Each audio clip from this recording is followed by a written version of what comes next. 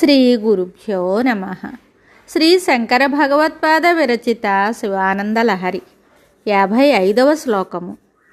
శంకరులు ఈ శ్లోకంలో శుద్ధరూపుడైన శంభుని నమస్కరిస్తున్నారు.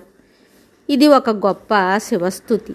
ఆద్యాయామిత తేజసే శృతిపదైర్వేద్యాయ సాధ్యాయతే విద్యానందమయాత్మనే త్రిజగత సంరక్షణోద్యోగినే ధ్యేయాయాఖిలయోగిభిः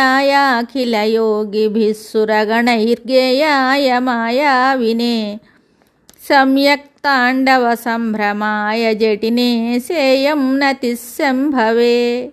ఈ శ్లోకమునకు భావము: సర్వలోకములకు ఆద్యుడవును, అధిక తేజస్సంపన్నుడవును, వేదవాక్యములచే తెలుసుకొనదగిన వాడవును, తపోధ్యానాది సాధనములచే సాధింపదగిన వాడవును, జ్ఞానానంద స్వరూపుడవును, ముల్లోకములను రక్షించటానికి నిత్యము యత్నించువాడవును, సర్వయోగులచే ధ్యానము చేయదగిన వాడవును, దేవతా సమూహములచే కీర్తింపదగిన వాడవును, మాయచే అనేక ఉపాధులను ధరించువాడవును, యథాశాస్త్రముగా తాండవమనర్చుటయందు ఆదరము కలవాడవును, జటాధారివియు శంభుడవు అయిన నీకు ఇదే నా నమస్కారము.